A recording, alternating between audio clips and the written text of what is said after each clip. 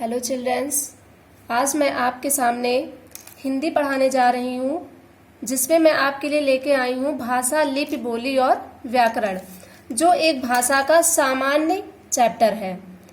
हम लोग दैनिक जीवन में एक दूसरे से बहुत सारी बातें करते हैं, कहीं पे मिलते हैं तो हम अपने विचारों का आदान प्रदान करते हैं, और अपने विचारों का आदान प्रदान हम जिसके माध्यम से करते हैं वो हमारी होती है भाषा। भाषा वह साधन है जिसके माध्यम से हम अपने विचारों, भावों का आदान प्रदान करते हैं या एक दूसरे के सामने प्रकट करते हैं, उसे हम भाषा कहते हैं। अब भाषा हम किस चीज के द्वारा प्रकट करते हैं वह मेरे पे डिपेंड करता है, बोलकर या लिखकर या सुनकर, जिस भी माध्यम से हम अपने विचारों को प्रकट करते हैं वह हमारी होती है भाषा। भाषा के 3 रूप होते हैं: लिखित भाषा, मौखिक भाषा और सांकेतिक भाषा। जो लिखित भाषा होती है उसका प्रयोग हम लिखने में करते हैं, जैसे हमारा समाचार पत्र हुआ, पत्र पत्रिका हुई, इन चीजों में लिखित भाषा का प्रयोग होता है। मौखिक भाषा वह भाषा होती है जो मुख के द्वारा बोली जाती है, वो हमारी होती है मौखिक भाषा।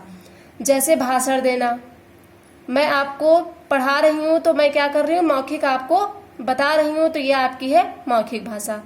आपके घर पे आपकी दादी होती है, नानी होती हैं, आपको कहानियां सुनाती हैं, तो ये क्या है, आपकी मौखिक भाषा। तीसरी होती है हमारी सांकेतिक भाषा। सांकेतिक भाषा वह भाषा होती है जिन्हें हम संकेत के द्वारा प्रकट करते हैं।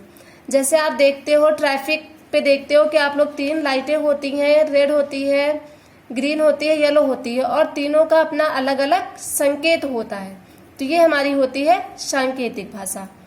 अब हम देखेंगे बोली किसे कहते हैं।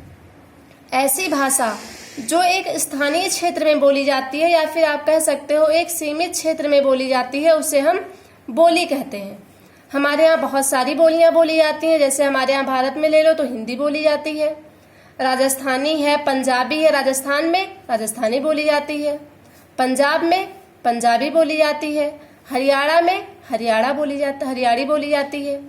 ऐसे ही हम ले लें तो भाषा के जो होते हैं वो 3 रूप होते हैं। एक हमारी होती है मातृभाषा, दूसरी हमारी होती है राष्ट्रभाषा, तीसरी हमारी होती है राजभाषा।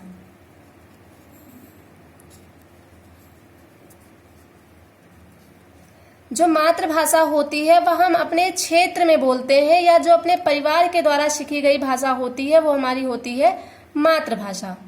दूसरी हमारी है राष्ट्रभाषा। राष्ट्रभाषा वह भाषा होती है जो अधिकतर लोगों के द्वारा बोली जा रही होती है, वह हमारी होती है राष्ट्रभाषा। हम लोग अधिकतर राष्ट्रभाषा का ही प्रयोग करते हैं। तीसरी हमारी राजभाषा।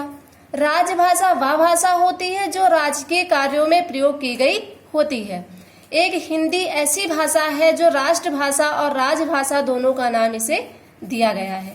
आइए अब हम देखते हैं लिपि किसे कहते हैं। लिपि क्या है? हम लोग किसी भी चीज को प्रकट करने के लिए या प्रदर्शित करने के लिए एक संकेत चिन्हों का प्रयोग करते हैं। कई संकेत चिन्हों का प्रयोग करते हैं जिन्हें हम कहते हैं लिपि। तो हम परिभाषा देखें तो परिभाषा क्या होती है, किसी भाषा को जिन संकेत चिन्हों द्वारा प्रदर्शित करते हैं उन्हें हम लिपि कहते हैं। जैसे देखा जाए हिंदी, तो हिंदी को हम देवनागरी लिपि में लिखते हैं, मराठी को देवनागरी में लिखते हैं, संस्कृत को देवनागरी में लिखते हैं, अंग्रेजी को हम रोमन में लिखते हैं, और पंजाबी हमारी किस में लिखी जाती है, गुरुमुखी में। और इसके बाद अगर हम देखें उर्दू, तो उर्दू जो हमारी होती है वो लिखी जाती है फारसी में। उर्दू भाषा को हम लिखते हैं फारसी में। ये हमारी होती हैं लिपियां। अब हमारा है व्याकरण। व्याकरण किसे कहते हैं? जो हमारे लिए सबसे इम्पॉर्टेंट है। प्रत्येक भाषा में उसे सही से पढ़ने के लिए या अच्छे से उच्चारण करने के लिए, उसकी शुद्धता के लिए एक नियम बनाए जाते हैं। और किसी चीज को शुद्ध करने के नियमों की आवश्यकता होती है। अगर उसे हम एक नियमों से लेके चले, उसकी शुद्धता पर ध्यान दें, शुद्ध बोले या पढ़े, तो वो हमारी होती है व्याकरण। परिभाषा देखें तो व्याकरण वह ज्ञान शास्त्र है जिसके माध्यम से हम अपनी भाषा को शुद्ध लिखना, पढ़ना व बोलना सीखते हैं। ये हमारी होती है व्याकरण। अगर हम अपनी भाषा को अच्छे से लिख रहे हैं, अच्छे से पढ़ रहे हैं, उसमें कोई त्रुटि नहीं है, जहाँ पे जैसा बोलना चाहिए हम वैसे वर्डों का यूज कर रहे हैं, तो ये हमारी होती है व्याकरण। व्याकरण के 3 टाइप होते हैं, वर्ण विचार, शब्द विचार और वाक्य विचार। जो वर्ण विचार होते हैं इसमें हम वर्णों से संबंधित सारी जानकारी प्राप्त करते हैं। शब्द विचार में शब्द से संबंधित सारी जानकारी प्राप्त करते हैं। वाक्य विचार में वाक्य से संबंधित सारी जानकारियां और त्रुटियों को हम देखते हैं। इसके आगे का वीडियो हम नेक्स्ट टाइम लेके आएंगे। धन्यवाद।